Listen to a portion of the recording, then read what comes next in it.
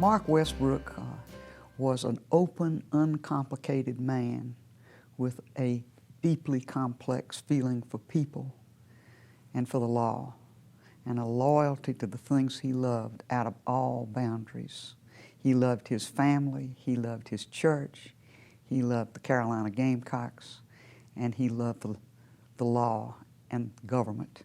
If you went to lunch with Judge Westbrook, he was only going to one place, and that was his restaurant, his Mexican place, which wasn't my favorite place. And when you walked in, they had his table that he sat at every time he went. You didn't order. They just brought what he wanted to have to eat. He is someone I've known my entire life. His son and I were in Cub Scouts together, and we had worked on each other's Eagle Scout projects, and son was in my wedding. Judge Westbrook was not only at one time my boss, but he was my mentor and my friend. In fact, his presence is still felt in my life today. I would not be where I am today if it wasn't for Marc Westbrook. If you took him out of the community in which he lived, you would take away so much of his lifeblood. I mean, he was such a people person.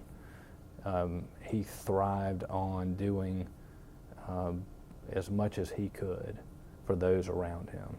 He spent a lot of time on the courthouse, the new courthouse. Actually was almost like I guess the superintendent of that job, because he was so involved.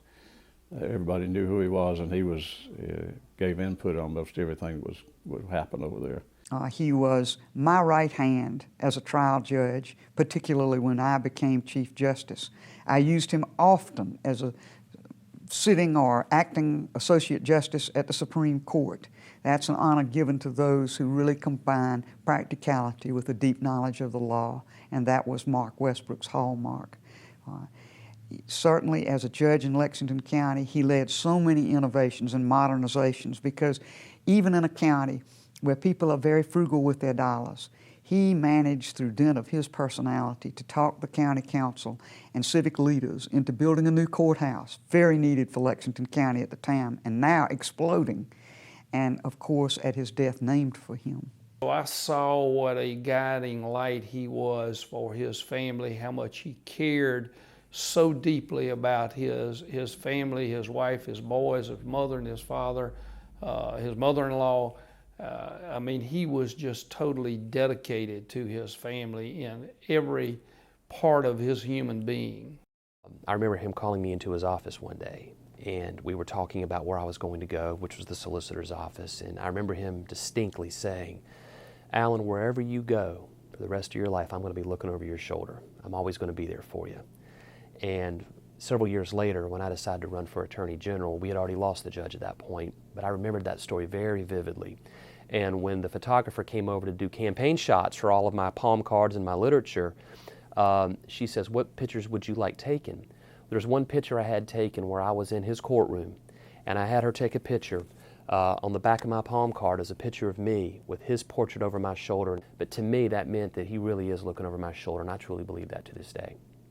I practiced family law, and he was the family court judge, and we had a contested hearing before Judge Westbrook, and as we got out in the hall in the old courthouse in the bottom basement of the courthouse, the client on the other side had some very unkind and derogatory, profane remarks to make about me as a lawyer, and Judge Westbrook just said, "Bam, bring him back in the courtroom," and he sanctioned him right there in front of everybody, which I always appreciated and thought showed great respect for him, for lawyers in the profession.